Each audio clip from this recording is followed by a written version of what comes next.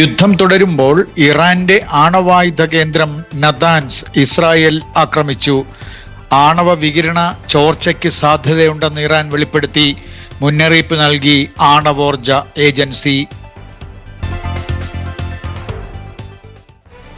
നെതന്യാഹുവിന്റെ സുരക്ഷ പ്രശ്നമാക്കിക്കൊണ്ട് ഇറാന്റെ ballistic missile tell അവീവിലെത്തിയെന്ന് പശ്ചിമേഷ്യൻ മാധ്യമങ്ങൾ റിപ്പോർട്ട് ചെയ്തു.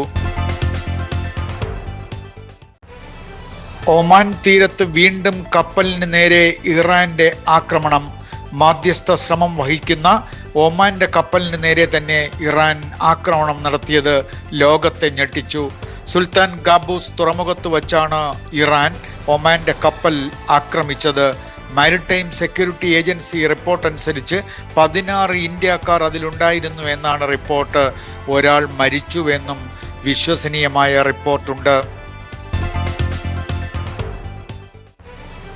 ഇറാൻ ഇസ്ലാം രാജ്യങ്ങളെയും വെറുതെ വിടുന്നില്ല എന്നാണ് റിപ്പോർട്ടുകൾ. യുദ്ധത്തിൽ ഇറാനിൽ 550 പേർ ഇതിനോടകം മരിച്ചുവെന്ന് പറയപ്പെടുന്നു. ലക്ഷ്യത്തിലെത്തുന്നവരെ ആക്രമണം തുടരുമെന്ന് US പ്രസിഡന്റ് ട്രംപ് പറഞ്ഞു. യുദ്ധം കാരണം തിരുവനന്തപുരത്തു നിന്നും മാത്രം റദ്ദാക്കിയ വിമാന സർവീസുകൾ 65ആയി.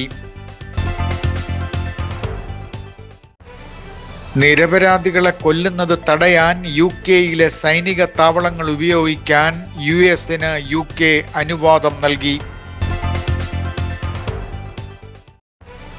ഇതിനിടെ ഇറാന്റെ പുതിയ ഇടക്കാല ഭരണാധികാരി അയത്തുള്ള അലി റസ അറാഫിയെയും വധിച്ചു എന്ന വാർത്തകൾ വരുന്നു.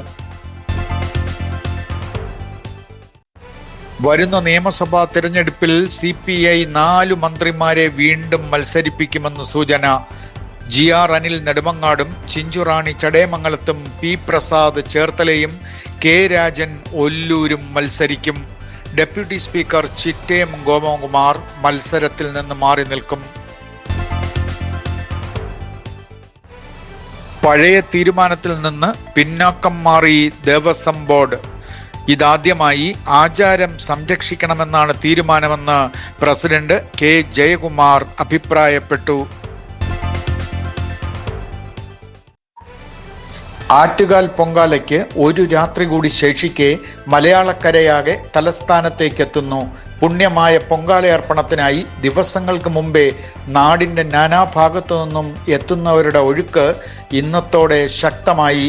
ഇത്തവണയും ഭക്തലക്ഷങ്ങൾ എത്തുമെന്നാണ് സൂചനകൾ. സർക്കാരും നഗരസഭയും പൗരസമിതികളും സകലവിധ ഒരുക്കങ്ങളും സഹായങ്ങളുമായി സജ്ജരായി കഴിഞ്ഞു.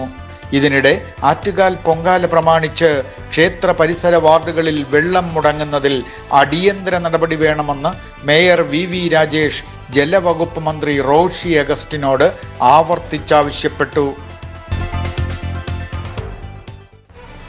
സംസ്ഥാന DGP റവാഡ ചന്ദ്രശേഖരന്റെ സേവന കാലാവധി 2027 ജൂൺ 30 വരെ നീട്ടിക്കൊടുത്ത് സംസ്ഥാന മന്ത്രിസഭാ യോഗം തീരുമാനമെടുത്തു.